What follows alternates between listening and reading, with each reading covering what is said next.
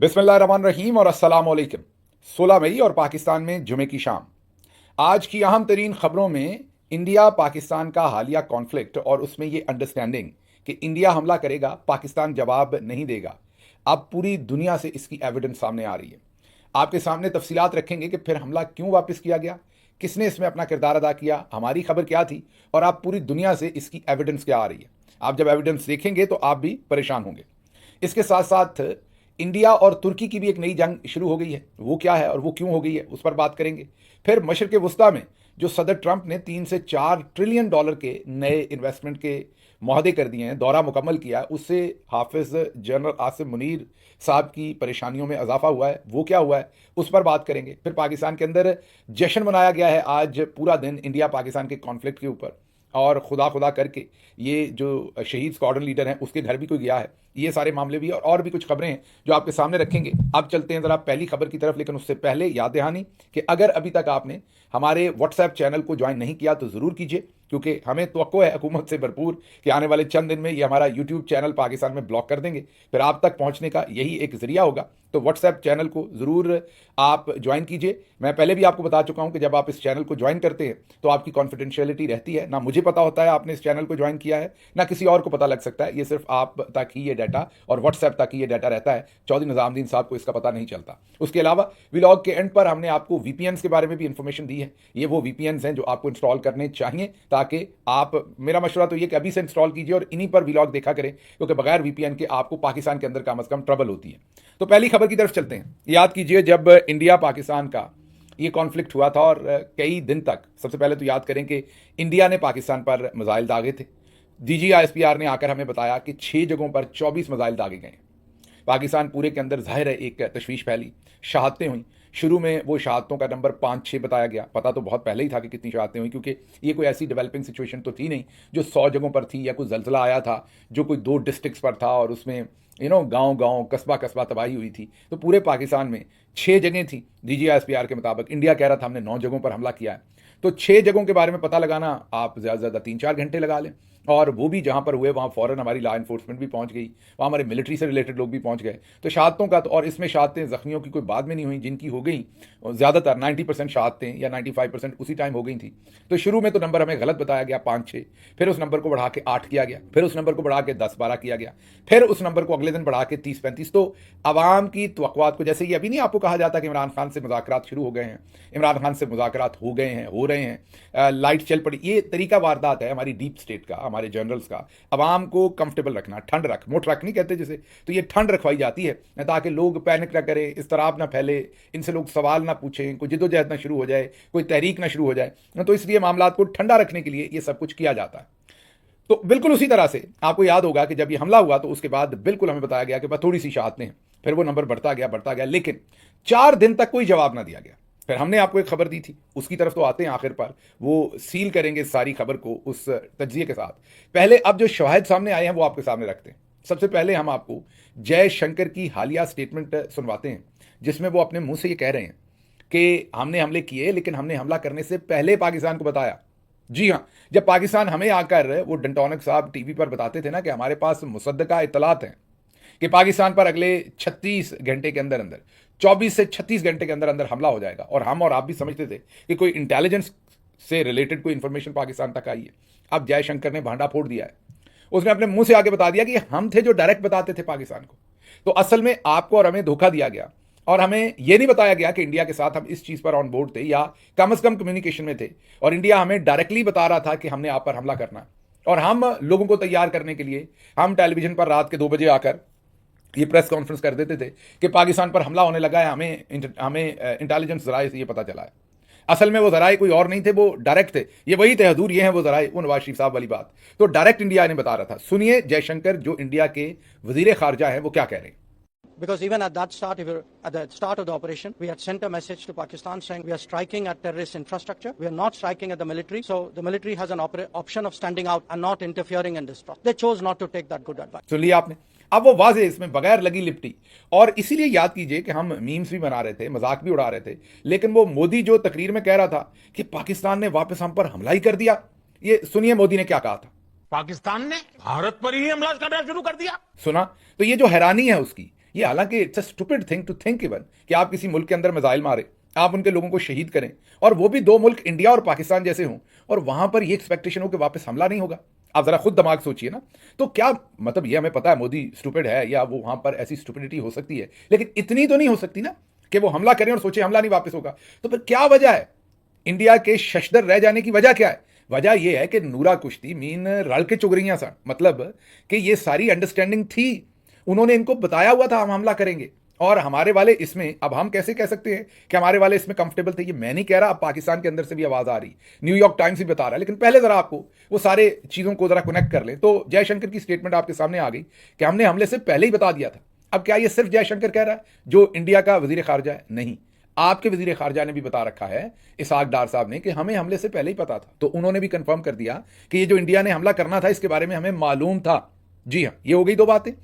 उसके बाद मैंने आपके सामने जो वजीर इत्तलात डंटोनिक साहब हैं, उन्होंने प्रेस कॉन्फ्रेंस करके, वो कोई इंटेलिजेंस रिपोर्ट नहीं थी, अब पता चलता है इन सारी बातों को जोड़कर पढ़ने से, पूरी पिक्चर को इकट्ठा रख के ये पजल सॉल्व होती है कि बुनियादी तौर पर इंडिया और ये कम्युनिकेशन में थे। उन्होंने इन्हें बताया था कि हमने आप पर हमला करना।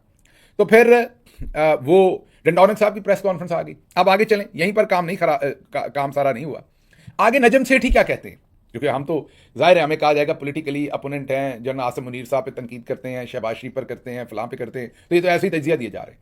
अब जरा आपने एक लम्हे के लिए सुनना है कि नजम सेठी क्या कहते हैं, क्योंकि वो तो पाकिस्तान में बैठे हैं, वो पाकिस्तान की, और मैंने आपको कहा कि ठीक है वो कई दफ़ा तजिया अपने ज़ाती जो भी पसंद नापसंद, अपने ज़ाती फ़ायदे नुकसान में वो दूर निकल जाते हैं, लेकिन पाकिस्तान में जो चंद पढ़े लिखे सहाफ़ी हैं और सीनियर सहाफ़ी हैं, उनमें से उनका नाम सरफहरिस्त नामों में से है, इसमें तो कोई दो राय नहीं है।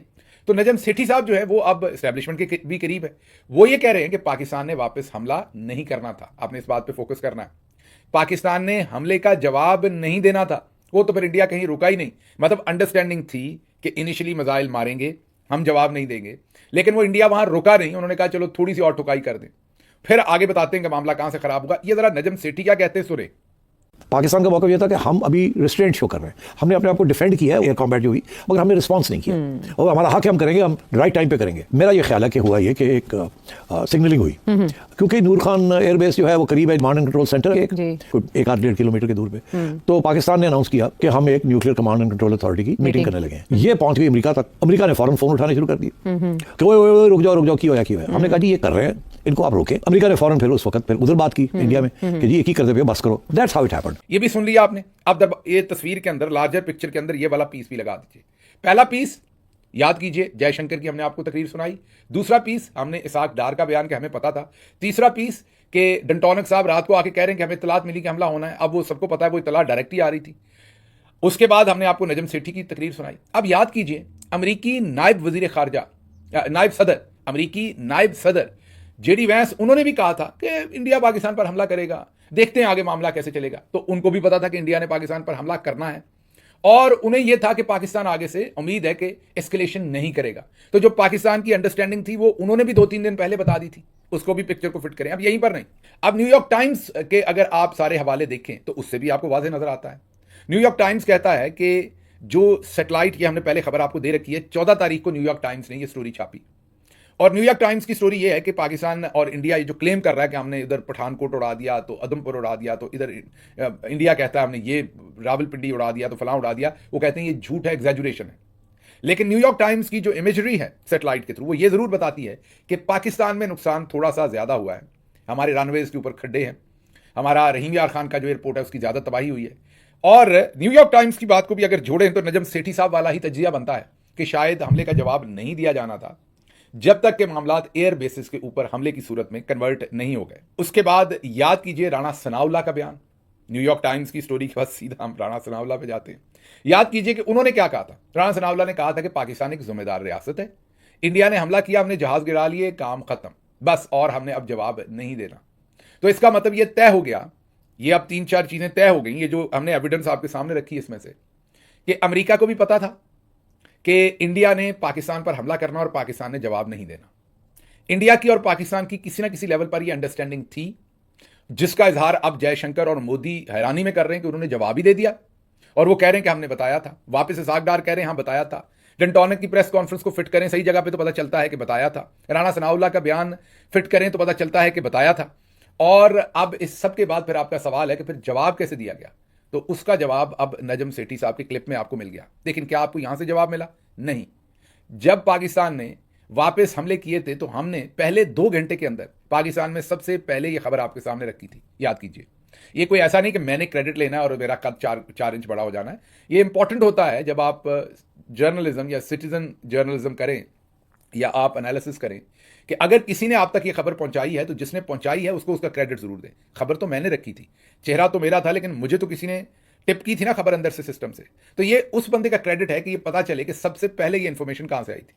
तो उन्होंने जो टिप हुई थी इंफॉर्मेशन वो बड़ी वाजे थी कि एयरफोर्स के जो चीफ थे उन्होंने कहा था कि अब हमें जवाब देना पड़ना है। याद कीजिए ये चीज आपके सामने रखी थी कि हम कह ठीक है। 4 दिन गुजर गए थे इस तरफ, याद कीजिए सारी बात को। हमला हुआ, मिसाइल मारे गए, 6 शहीद हुए, फिर 8 किया नंबर पे, 12 किया, फिर 20 के करीब किया, फिर 30 किया। अब पता चलता है 100 के करीब लोगों की शहादतें हुई हैं। जाहिर है उसमें कुछ कश्मीर के इलाके पर भी जो बमबारी में हुए वो भी शामिल करें तो अब वो शहादतों का नंबर कहीं ज़्यादा बढ़ गया है। तो अब अगर इस सारी पजल को आप इकट्ठा करें तो ये चीज़ समझने में अब आपको दिक्कत नहीं होनी चाहिए या परेशानी नहीं होनी चाहिए कि इंडिया पाकिस्तान का ये जो सारा मामला था इसमें कुछ चीज़ें तयशुदा थी, कुछ जाहिर है तयशुदा नहीं थी। और ये आपके साथ डेली लाइफ में भी होता है बहुत दफ़ा कि आप मामला तय करके करते हैं लेकिन फिर उसमें से कुछ ऐसी चीज़ निकल आती है जो आपने नहीं सोचा होता और वो आउट ऑफ प्रोपोर्शन उस चीज़ को ख़राब कर देती है। बिजनेस डील आप तय करते हैं, आपकी अंडरस्टैंडिंग होती है, वो घर खरीदते हैं, वो गाड़ी खरीदते हैं, लेकिन अचानक बीच में कुछ ऐसा होता है या कोई रिश्ता करते हैं, कोई तीसरा बंदा आके कहता है ये बात ऐसे नहीं ऐसे है, तो सब कुछ ख़राब हो जाता है। तो इस सिचुएशन में भी ऐसे ही हुआ कि ये अंडरस्टैंडिंग थी कि हमला करेंगे, जवाब नहीं आएगा, लेकिन जब वो न्यूक्लियर बीच में इन्वॉल्व हुआ और रावलपिंडी बेस के ऊपर हमला हुआ, न्यूक्लियर का सिस्टम बहुत करीब था, अमेरिका परेशान हुआ, न्यूक्लियर वॉर ना शुरू हो जाए। तो जो मैंने आपको कहा था कि ये न्यूक्लियर वाला काम ही ना पाकिस्तान को बचाया है, लेकिन ये नहीं कि हमने न्यूक्लियर हमला करने की कैपेसिटी दिखाई या धमकी दी। वो जो हमारे पास न्यूक्लियर था वो काइंड ऑफ पूरी दुनिया डर गई कि कहीं इंडिया गुस्से में उसी पर बम ना मार दे, और जाहिर है रेडिएशन और वो सब कुछ उसके मामलात होंगे। तो इसलिए अब ये खबर तमाम चीज़ों को अगर इकट्ठा करें तो अब आपको इस बात की समझ आ जाएगी कि हमारी तरफ पहले शुरू में ये जो बिल्कुल सुकून था इतने मिसाइल मारने के, वो कुछ और नहीं था बल्कि वो एक टैसिट अंडरस्टैंडिंग थी कि हम हमले का जो है वो जवाब नहीं देंगे। इसीलिए ये जो अब जोरों शोर से क्रेडिट लेने की कोशिश की जा रही है, ये पूरे जोरों शोर से इस वक्त क्रेडिट, ये भी आप देखें कि हम बाद में जागे। अगर आप इन सारे दिनों को अच्छी तरह से एनालाइज करें तो आपको ये समझ आएगी कि पहले लोग सोए हुए थे, अचानक जागे, और जैसे बंदा पीछे ना रह जाए रेस में, बाद में दौड़ना शुरू हो तो फिर वो बहुत तेजी से दौड़ता है कि मैं अब आगे निकलूं किसी तरह से भी। वो जो इस टाइम एक थली पड़ी हुई है वो ये कि पहले लोग सोए रहे, पहले तो था हमने जंग करनी ही नहीं, हमने जवाब देना ही नहीं, पहले तो चिल था माहौल। आप इसीलिए देखेंगे कि आपको हमारे जो मेन लोग हैं, आर्मी चीफ शहबाज शरीफ, नवाज शरीफ, मरियम नवाज, उनमें से कोई बोलता कहीं नजर ही नहीं आया। जब एयरफोर्स ने काम दिखा दिया, और हमने ये खबर आपको उसी टाइम दे दी थी कि ये एयर चीफ थे जिन्होंने कहा कि अब हमें हमला करना पड़ रहा है वरना हमारी तबाही हो जाएगी, तो जब जवाब दे दिया उस टाइम भी इनको समझ नहीं आई, अगले दिन समझ आई क्या हुआ। तो अब क्रेडिट लेने के लिए आज दोबारा पूरे पाकिस्तान के अंदर एक बार फिर दूसरी तीसरी दफा ये आज दोबारा जो है वो जश्न मनाया गया है। अखबारात में पूरे पूरे पेज के, जी हाँ आपके पैसे से, ये फ्री में नहीं आए भाई, ये संभाल लो पैसे, इंडिया ने फिर हमला करना है। उसने थोड़ी देर के बाद जो आपसे अंडरस्टैंडिंग उनकी हुई है ना, उस पर उन्होंने फिर हमला करना है और आपने फिर नहीं तब जवाब देना। तो ये पैसे संभाल लें मेहरबानी करके, ये तब काम आएंगे कि गोला बारूद चला लेंगे हम अगर मामला चला तो।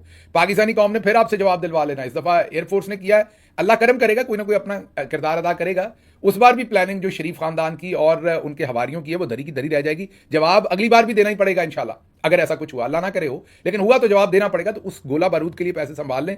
पहले ही गरीब मुल्क है, पूरे पूरे पेज के इश्तेहार दे रहे हैं, आवाम को पता है क्या हुआ है, उसके साथ चलें। शुक्र है एक काम तो ये हुआ कि आज खुदा खुदा करके जो स्क्वाड्रन लीडर शहीद हुए थे उनके घर आज जो उस्मान यूसुफ उनका नाम है, स्क्वाड्रन लीडर जो शहीद हुए, उनके घर खुदा खुदा करके आज पाकिस्तान की लीडरशिप में से कोई गया। आज आसिफ अली जरदारी साहब की तस्वीर हमने देखी, हो सकता है कोई और भी गया हो, लेकिन जो तस्वीर मेरे सामने आई तो आज खुदा खुदा करके जो स्क्वाड्रन लीडर उस्मान यूसुफ हैं उनकी तरफ सदर गए।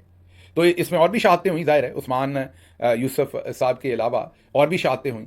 तो आपको ना वहाँ कुछ जाते नजर आया, ना उस्मान यूसुफ साहब की तरफ पहले कुछ जाते नजर आया, लेकिन बार बार पसरूर पहुँच गए लोग, टैंकों के ऊपर चढ़ गए, कामरा एयरबेस चढ़ गए। बाजी मरियम ने लाहौर के अंदर पूरा जो है मार्च पास करवा लिया स्टूडेंटों से, और एयरफोर्स की वर्दी वाले बैंड को बुला के उसे बाजा बजवा लिया। लेकिन ना ही उस्मान यूसुफ के घर कोई फातिहा के लिए गए आज से पहले। ये हमने शोर मचाया आपके सामने, बार बार हम इस पर भी शोर मचा रहे थे। शुक्र है ये बात भी सुनी गई है, कुछ सेंस प्रिवेल की है और जाकर उनके घर पर फातिहा पड़ी गई है। यहाँ पर यह बात याद रहे कि उनके जनाजे के अंदर भी उस्मान यूसुफ शहीद के जनाजे पर भी कोई डिग्नेटरी, जैसे कि रेंजर्स के जनाजे पर आपको शहबाज शरीफ, जनरल आसिम मुनीर और दूसरे लोग नजर आए थे, उस्मान यूसुफ के जनाजे पर भी कोई नहीं गया था। तो इससे भी आपको अंदाज़ा हो जाएगा कि कितनी ज़्यादा हमारी उस वक्त जो है वो ओनरशिप थी। तो ये जश्न हुआ है, इसमें आज फिर जो इश्तिहारात लगे हैं उस पर बाद में कर लेंगे।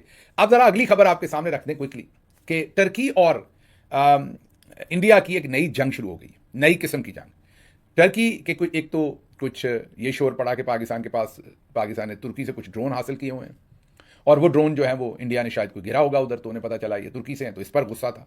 फिर तुर्की ने, जाहिर है पाकिस्तान के साथ तुर्की का सल्तनत उस्मानिया से, ये कोई अब का रिश्ता नहीं है, ये कोई अभी मौजूदा रिश्ता या हमारी हुकूमत का रिश्ता या उससे पीछा नहीं। जब सल्तनत उस्मानिया की जंग लगी हुई थी पूरी दुनिया के साथ, तो जो लार्जर इंडिया के अंदर मुसलमान खवातीन थी, उन्होंने उस वक्त अपना जेवर तक बेच के, हमारी नानियाँ, दादियाँ, परनानियाँ, उन्होंने सल्तनत उस्मानिया के लिए भेजा था कि वो जंग लड़ सकें और अपना दिफा कर सकें।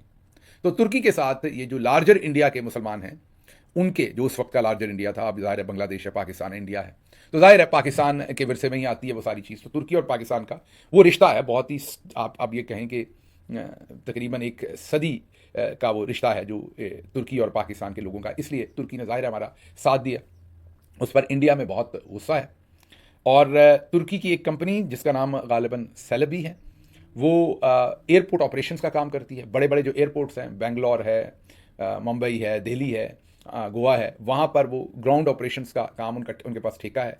इंडिया के अंदर 3200 के करीब उनके एम्प्लॉयज़ हैं, 3200।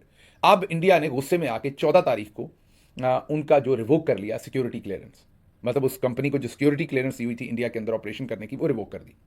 अब जब ये रिवोक की तो उसके बाद जाहिर है वो अपने ऑपरेशंस नहीं कर सकते। अब वो कोर्ट चले गए, गालिबन उन्होंने 15 तारीख को, कल उन्होंने दिल्ली हाई कोर्ट के अंदर रिट कर दिया कि हमारी आपने रिवोक क्यों की है।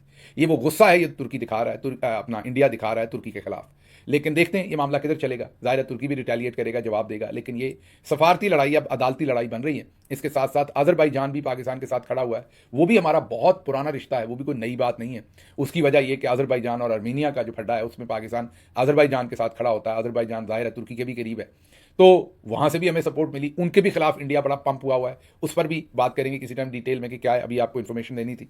तो ये तुर्की की जो सेलेबी कंपनी है, उनके लिए एक मसला बना हुआ है कि उनके अब जो ग्राउंड ऑपरेशंस वो इंडिया के बहुत सारे एयरपोर्ट्स पर कर रहे थे, उनको एक किस्म की उनकी सिक्योरिटी क्लियरेंस रिवोक करके उनको इस बिजनेस से अब हाथ धोने के लिए मजबूर करने की कोशिश की जा रही है। तो ये हुआ है। तो ये तमाम चीज़ें आपके सामने रखनी थी। आखिरी चीज़ जो आपके सामने हम रखते हैं वो मशरिक़ वस्ता से है, और वो खबर ये है कि मशरिक़ वस्ता में अब ट्रंप ने अपना जो पूरे का पूरा विज़िट था वो कंपाइल कर लिया है। सऊदी अरब, कतर और यूएई के अंदर से वो 3 से 4 ट्रिलियन डॉलर के एग्रीमेंट्स करके जा रहे हैं। मीन बड़ी इन्वेस्टमेंट, 3 से 4 खरब डॉलर की बेशबहा और किस्म के एग्रीमेंट हुए हैं। अब इससे जनरल आसिम मुनीर साहब की परेशानी में मजीद इजाफा हुआ है, क्योंकि याद कीजिए जनरल साहब जो थे वो चाहते थे कि पाकिस्तान को चलें ये सारे मुल्क मिलकर 25-25 अरब डॉलर ही दे दे। ऐलान भी किया था इन्होंने 2 साल पहले जनरल आसिम मुनीर साहब ने कि 100 अरब डॉलर लाऊंगा, 25 यूएई से, 25 कुवैत से, 25 कतर से और 25 जो है वो सऊदी अरब से। कुवैत के अलावा तीनों मुल्कों ने 25-25 तो नहीं बल्कि उन्होंने तो 1-1 हज़ार अरब जो है वो इंडिया के अंदर तकरीबन इन्वेस्ट कर दिया है तीनों मुल्कों ने इनमें। तो ये 3000 अरब डॉलर से ऊपर का काम जो है वो हो गया है वहाँ से। हमें उन्होंने 25-25 अरब किया, 1-1 अरब नहीं दिया।